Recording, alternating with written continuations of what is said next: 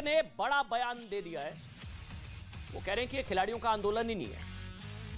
उनका आरोप है कि शाहीन बाग की ताकतें दोबारा सक्रिय हो रही हैं। बृजभूषण शरण सिंह जो खुद आरोपों से घिरे हुए हैं, जिन पर खुद एफआईआर हुई है, अब वो कह रहे हैं कि किसान आंदोलन जैसा माहौल हो गया है। वो कह रहे हैं कि शाहीन बाग की ताकतें दोबारा जो है वो सक्रिय हो गए हैं। वो कह रहे हैं कि खिलाड़ियों का आंदोलन ही नहीं है, हालांकि उन पर खुद एफआईआर हो गई है, उन पर खुद पॉक्सो के तहत मामला दर्ज हो चुका है। वो खुद आरोपों से घिरे हुए हैं। हालांकि उनका यह पक्ष है, वो तो ये कह रहे हैं कि खिलाड़ियों का आंदोलन ही नहीं है, शाहीन बाग वाली ताकतें दोबारा सक्रिय हो गई हैं, किसान आंदोलन जैसा माहौल है, हमने नियमों में बदलाव किया, मेरा इस्तीफा इनका मकसद नहीं है, ये कोई दूसरी लड़ाई लड़ी जा रही है, ये खिलाड़ियों का आंदोलन नहीं है, इसके पीछे कांग्रेस और कॉरपोरेट्स हैं और ये शाहीन बाग जैसा माहौल बनता नजर आ रहा है। बड़ी खबर है ये, खिलाड़ियों का आंदोलन ही। हालांकि बृजभूषण शरण सिंह खुद आरोपों से घिरे हुए हैं, इनके ऊपर खुद एफआईआर हो चुकी है, इनके ऊपर ही आरोप है, लेकिन ये कह रहे हैं कि भाई ये तो शाहीन बाग जैसा माहौल होता जा रहा है, किसान आंदोलन जैसा माहौल होता जा रहा है, हाईजैक हो गया आंदोलन पूरी तरीके से, मेरा इस्तीफा इनका मकसद नहीं है। और वो ये कह रहे हैं कि शाहीन बाग की ताकतें दोबारा सक्रिय हो रही है।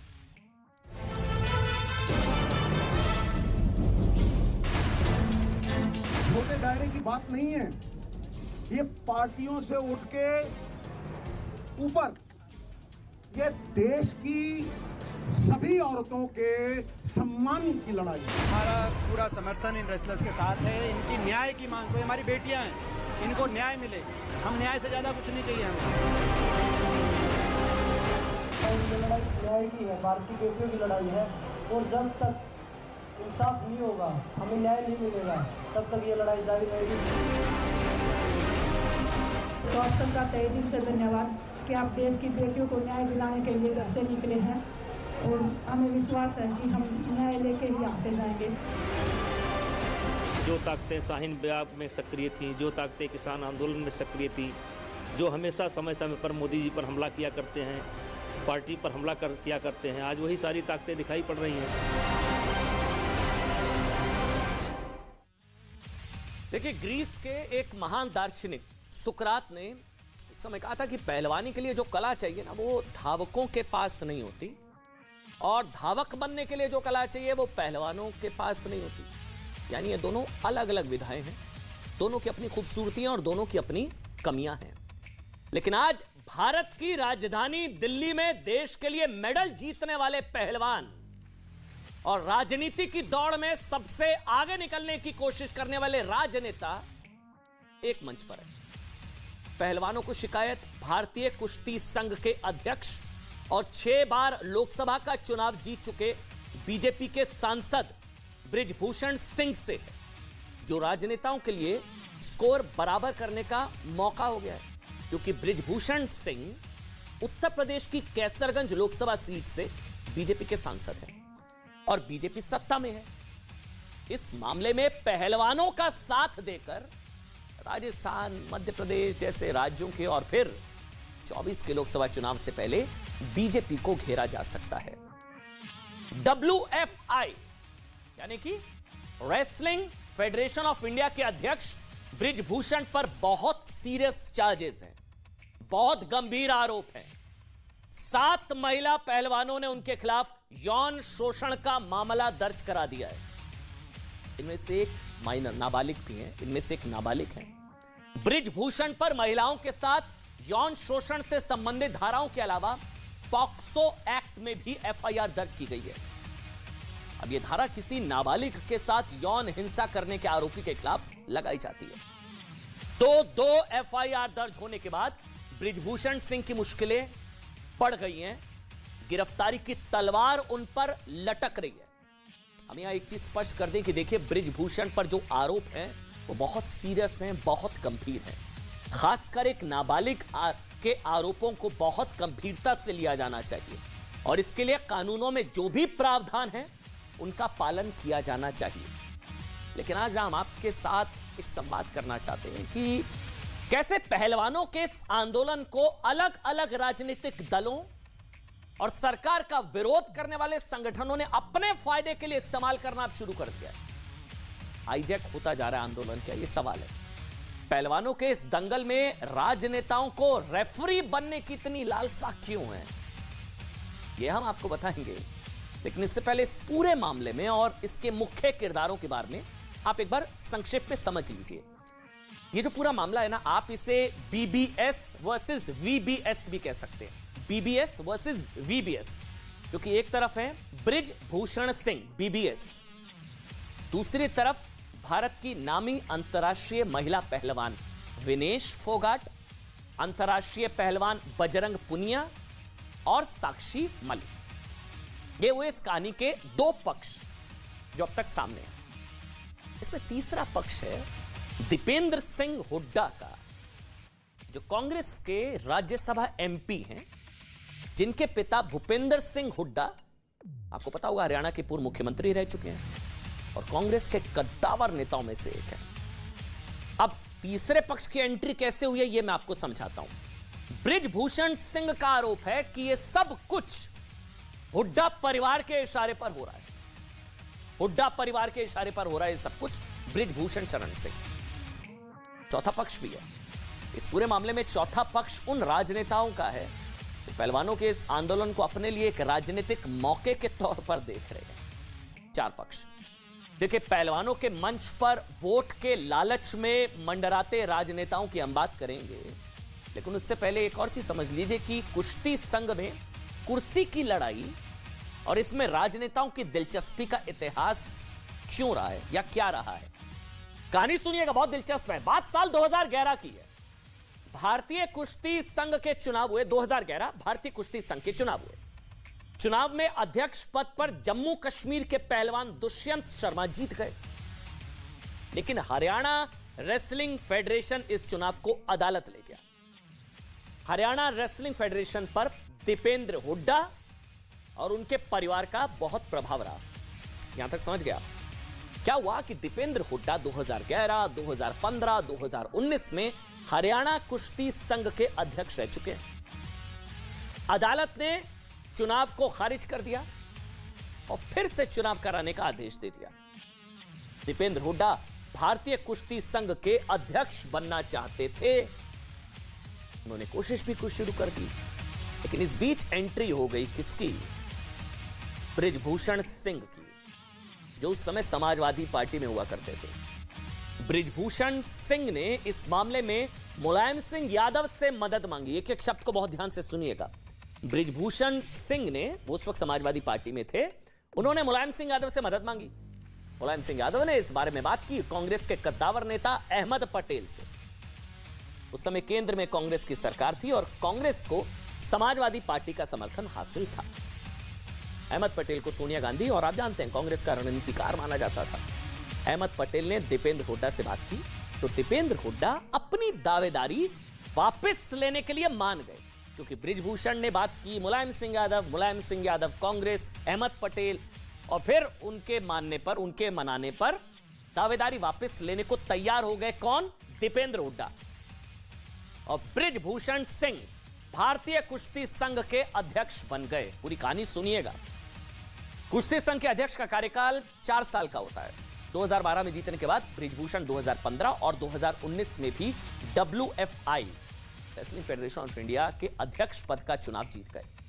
लेकिन इस बीच वो 2014 में बृजभूषण एक बार फिर से बीजेपी में शामिल हो चुके थे। केंद्र में बीजेपी की सरकार आ गई और बृजभूषण के लिए चुनाव और आसान हो गया। अब हुआ ये कि बृजभूषण सिंह भारतीय कुश्ती संघ के सबसे सफल अध्यक्ष साबित हो गए। अलग अलग अंतर्राष्ट्रीय स्पर्धाओं में भारत के पहलवानों ने पहले के मुकाबले ज्यादा पदक जीतने शुरू कर दिए और पदक जीतने वाले ज्यादातर खिलाड़ी हरियाणा के थे।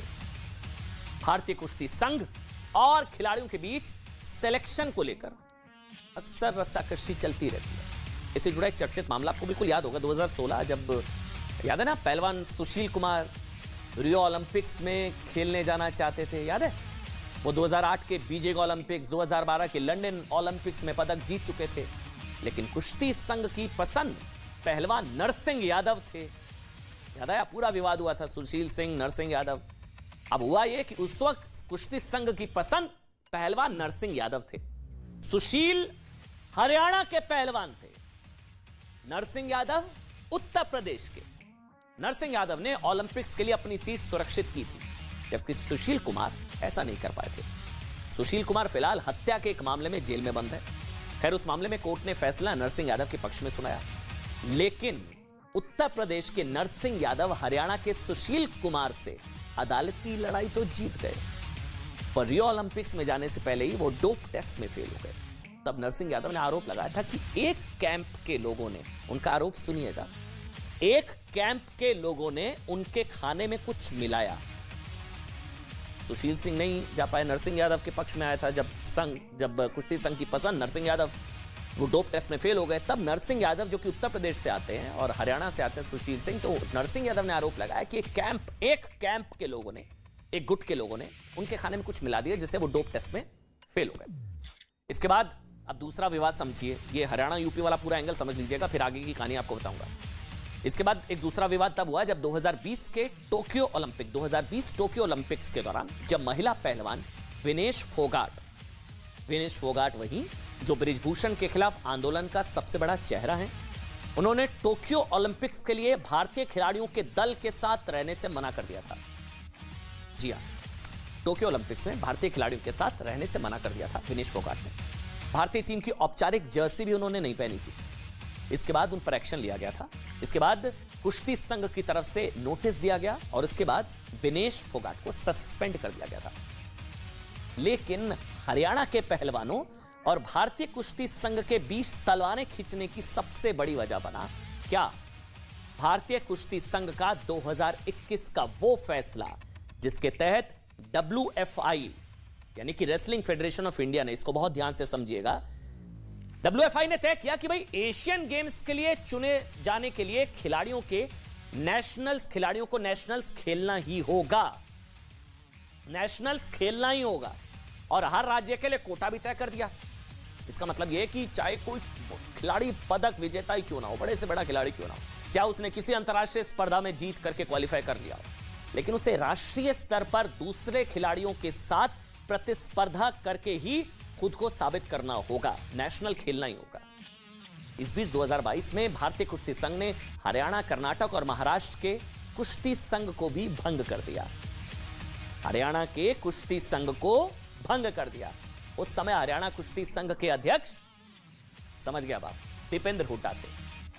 WFI यानी कि रेसलिंग फेडरेशन ऑफ इंडिया, कुश्ती संघ और हरियाणा के कुश्ती संघ के बीच ना ये कुश्ती जो विवाद है इतना बढ़ गया कि हरियाणा में एक और कुश्ती संघ बना दिया गया। पूरा विवाद आप समझ गए। खैर, इस बीच बजरंग पुनिया, विनेश फोगाट और साक्षी मलिक जैसे कई खिलाड़ियों के गुजरात में नेशनल गेम्स और दिल्ली में सिलेक्शन ट्रायल्स में हिस्सा नहीं लेने की खबर आई, यानी कि एशियन गेम्स में इन खिलाड़ियों के खेलने का रास्ता बंद हो गया।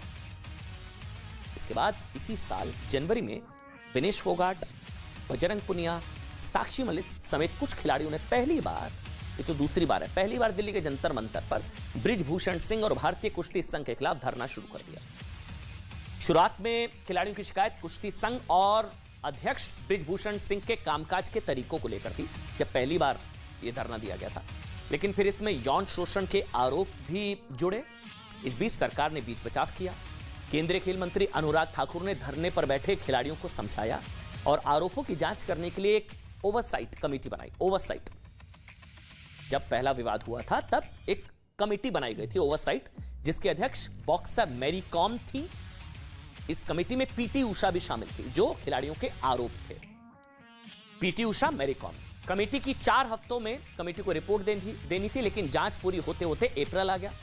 कमेटी ने अपनी रिपोर्ट दे दी, कमेटी भंग कर दी गई।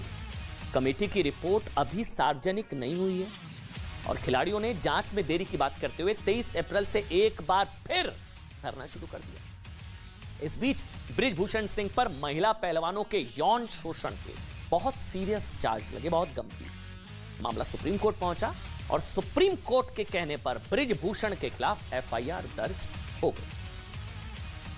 देखिए, न्यायपालिका पे, उच्च न्यायपालिका पे हमें पूरा भरोसा है, पहले भी बताया था। और ये लड़ाई न्याय की है, भारत की बेटियों की लड़ाई है और जब तक इंसाफ नहीं होगा, हमें न्याय नहीं मिलेगा, तब तक ये लड़ाई जारी रहेगी। पूरी खाप पंचायतें, संगठन चाहे वो किसान संगठन है, मजदूर संगठन है, सभी संगठन, पूरा भारत की बेटी को इंसाफ दिलाने में घर से बाहर निकल के सभी खिलाड़ियों का साथ दे रहा है। तो ये लड़ाई कितनी भी लंबी चले, हम लड़ने के लिए तैयार हैं। देखिए, हरियाणा के 90% खिलाड़ी और गार्जियन भारतीय कुश्ती संघ के ऊपर भरोसा करते हैं और विश्वास करते हैं। ये एक चंद परिवार है, जैसे एक चंद परिवार है, और जितनी लड़कियां निकल करके आई हैं आरोप लगाने वाली, वो एक ही अखाड़े की हैं, एक ही अखाड़े की हैं। और कल बजरंग पूनिया ने सवाल किया था कि हमको कैसे पता चला कि वो एक ही अखाड़े के हैं, क्योंकि हमको नहीं, सारी दुनिया को पता है। महादेव रेसलिंग एकेडमी की ही सारी लड़कियां हैं, और जिस एकेडमी के कर्ता धर्ता संरक्षक दाता सब कुछ जो है दीपेंद्र हुड्डा हैं। अब देखिए, सारी कहानी ना हमने आपको इसलिए बताया था कि आप ये समझ पाएं कि खिलाड़ियों और कुश्ती संघ के बीच ना जंग कितनी पुरानी है, और इसे कैसे समय समय पर अलग अलग राजनीतिक नेता या राजनीतिक पार्टियां अपना स्कोर बेहतर करने के लिए इस्तेमाल करते रहे हैं। लेकिन इस बार मामला सिर्फ राजनीति के खेल का नहीं है, मामला खेल में राजनीति तक पहुंच गया। 23 अप्रैल को पहलवानों का दंगल पार्ट 2 शुरू हुआ। पिछली बार इन खिलाड़ियों ने किसी भी राजनेता को मंच देने से मना कर दिया था, पहली बार जब हुआ था। लेकिन इस बार खिलाड़ियों ने मंच पर नेताओं और संगठनों का स्वागत किया। इसी कड़ी में पहलवानों के धरने में संयुक्त किसान मोर्चा की भी एंट्री हो गई, किसान मोर्चा भी आ गया। अब याद करिए, वही किसान संगठन है जिसने किसान आंदोलनों के दौरान प्रदर्शन का नेतृत्व किया था। अब बृजभूषण कह भी रहे हैं कि किसान आंदोलन वाली स्क्रिप्ट शुरू हो गई है, वही टेम्पलेट है, ये बृजभूषण कह रहे हैं। राजनेताओं की बात करें तो धरना स्थल पर जाकर समर्थन करने वालों में प्रियंका वाड्रा भी वहां पर शामिल हुई। प्रियंका गांधी ने न सिर्फ महिला पहलवानों से मुलाकात की, बल्कि यह भी कहा कि मेडल जीतने वाली लड़कियां जब सड़क पर बैठी हैं तो कोई उनकी सुन नहीं रहा है। 2 FIR अगर दर्ज हुए हैं तो उसकी कॉपी नहीं मिली है किसी को नहीं मालूम अभी तक कि उस FIR में क्या है, कौन सी धाराएं, कौन सी नहीं है। जब ये लड़कियां मेडल जीत के आती हैं तो हम सब ट्वीट करते हैं, सब कहते हैं कि हमारा गर्व है। और आज जब सड़क पे बैठी हुई हैं, जब कह रही है कि हमारी बात सुन लीजिए, हमारे साथ गलत हुआ है, तो कोई सुनने को तैयार नहीं। सीधी सी बात है, इतने जो सीरियस एलिगेशंस हैं इस शख्स के बारे में, तो पहले रिजाइन तो करें, उनको पद से तो हटाएं। जब तक पद पे हैं तब तक प्रेशर डालते रहेंगे, तब तक करियर बर्बाद करते रहेंगे लोग। इन्वेस्टिगेशन चल रहा है, इसका मतलब क्या है? अच्छा, अरविंद केजरीवाल जंतर मंतर पहुंचे, पहलवानों को अपना समर्थन वो दे चुके हैं। अरविंद केजरीवाल भी यहां पर पहुंचे, इसके अलावा कई नेता वहां पर पहुंचे। नवजोत सिंह सिद्धू, इस पूरी कहानी के एक अहम किरदार दीपेंद्र सिंह हुड्डा, उनके पिता भूपेंद्र सिंह हुड्डा समेत कई कांग्रेस नेता जो हैं वो मंच पर जाकर खिलाड़ियों का समर्थन कर चुके हैं। दर्द की बात है, आज इस मंच के माध्यम से मैं देश के ये बड़ी पवित्र धरती है जंतर मंतर, हम भी यहीं से निकले थे। आज से 2011 में अन्ना हजारे यहीं आए थे और उस आंदोलन ने इस देश की राजनीति बदल दी थी। आज मेरा जी कहता है, इन बच्चों का ये आंदोलन इस देश की खेल व्यवस्था को अमूल से अमूल परिवर्तन करेगा। सदन में ऐसा रो रहा था जोगी हम लोग के सामने, इतना बड़ा हमने ऐसे ऐसे रोकर रो रहा था। क्या हुआ? हमको बड़ी मारा पुलिस, मुलायम सिंह बड़ी बर्बादी, बड़ी क्या डरपोक है ये। जिस दिन मुख्यमंत्री के कुर्सी से हटा, समझे, अब हम कुछ नहीं गए। वैसे 4 साल पहले खुद पप्पू यादव फूट फूट कर रो रहे थे प्रदर्शनकारियों के हाथों पिटने के बाद, वो वीडियो आप सबने देखा होगा। बहरहाल खैर, मसला ये है नहीं, दरअसल मसला ये है कि इन महिला खिलाड़ियों ने बृजभूषण सिंह पर जो आरोप लगाए बहुत सीरियस है। देखिए, पुलिस को तेजी से इस मामले की जांच बिल्कुल करनी चाहिए और जो भी दोषी है ना उसे सजा जरूर मिलनी चाहिए। लेकिन पहलवानों के धरने को राजनीति का अखाड़ा बनाने वाले क्या वाकई खिलाड़ियों के दुख दर्द के साथ खड़े हैं, या फिर उन्हें इस विरोध प्रदर्शन के बहाने अपनी राजनीतिक रोटियां सेकनी है? दीपेंद्र हुड्डा की दिलचस्पी हमेशा से WFI कुश्ती संघ का अध्यक्ष बनने में रही है, इसमें कोई डाउट नहीं है। दूसरी तरफ कर्नाटक में चुनाव चल रहे हैं, राजस्थान और मध्य प्रदेश में चुनाव होने वाले हैं, हरियाणा में अगले साल विधानसभा चुनाव है। हरियाणा और राजस्थान में जाट वोट बहुत महत्वपूर्ण माने जाते हैं। बृजभूषण सिंह राजपूत हैं, तो क्या जाटों को राजपूत के खिलाफ खड़ा करके राजनीतिक हित साधने की कोशिश हो रही है? ये सब सवाल है, लेकिन हम ये क्लियर कर दें, भाई कह दें कि राजनीति से अलग बृजभूषण पर जो आरोप है ना वो बहुत सीरियस है, बहुत गंभीरता से जांच होनी चाहिए और अगर वो दोषी हैं तो कानून के तहत उनके खिलाफ कार्रवाई हो, उन्हें सजा मिले। लेकिन खिलाड़ियों के धरने के मंच पर जिस तरह से राजनेता और सरकार का विरोध करने वाले संगठन तेजी से मंडरा रहे हैं ना, वो रेफरी बनने को आतुर हैं, उससे ऐसा लगता है कि यहां खिलाड़ियों की चिंता कम और अपने राजनीतिक एजेंडा साधने की कोशिश थोड़ी ज्यादा है। आज बृजभूषण सिंह ने भी एक बड़ा बयान दिया, कहा कि ये वही ताकतें हैं जो शाहीन बाग में हुए प्रदर्शन में शामिल थीं। सुनिए एक बार। या जो ताकतें शाहीन बाग में सक्रिय थीं, जो ताकतें किसान आंदोलन में सक्रिय थीं, जो हमेशा समय समय पर मोदी जी पर हमला किया करते हैं, पार्टी पर हमला किया करते हैं, आज वही सारी ताकतें दिखाई पड़ रही हैं। और मैं शुरू से इस बात को लेकर के चल रहा था कि मेरा इस्तीफा इनका मकसद नहीं है, मैं तो एक बहाना हूं, इनका निशाना और कोई है, पार्टी है। देखिए, पूरी कहानी बताने का मकसद सिर्फ इतना था कि खिलाड़ियों के साथ न्याय होना चाहिए। इन खिलाड़ियों पर पूरे देश को गर्व है, नाज है, इनकी आंखों में आंसू कोई नहीं देख सकता है। लेकिन खिलाड़ियों के साथ हमदर्दी रखने वालों को यह भी ध्यान देना होगा कि कहीं राजनीतिक दल इस मंच को लोगों को बांटने, आप समझ रहे हैं, लोगों को बांटने के मंच में ना बदल दें। दूसरी बात, कांग्रेस जैसे जो दल, राजनीतिक दल इन महिला खिलाड़ियों के पक्ष में आंसू बहा रहे हैं ना, उनके नेताओं पर खुद अपनी पार्टी के महिला कार्यकर्ताओं के साथ हैरेसमेंट और लैंगिक भेदभाव के आरोप हैं। यह आरोप लगे हैं यूथ कांग्रेस अध्यक्ष श्रीनिवास बीवी पर, और आरोप लगाने वाली महिला का नाम है अंगिका दत्ता। असम में रहने वाली अंगिका दत्ता का आरोप है कि न सिर्फ श्रीनिवास ने उनका उत्पीड़न किया, बल्कि उनके साथ सिर्फ इसलिए भेदभाव किया गया क्योंकि वो एक महिला है। वो कोऑपरेट नहीं कर रहे, वो भाग रहे हैं। और एक इंसान क्यों भागेगा? अगर अगर आप कोऑपरेट करें तो समझ आता है, लेकिन आप भाग रहे हो। उन्होंने सिर्फ कर्नाटका सेशन कोर्ट में भी नहीं, कर्नाटका सेशन कोर्ट में उनकी ट्रांजिट बिल डिसमिस हुई है, और गुवाहाटी हाई कोर्ट में उन्होंने इंटरिम रिलीफ के लिए अपनी अर्जी दी थी, और वो भी अभी उनको कोई रिलीफ नहीं मिला है। तो वो कोऑपरेट भी नहीं कर रहे, अब्सकॉन भी कर रहे, तो उनको तो फेस करना चाहिए ना लॉ।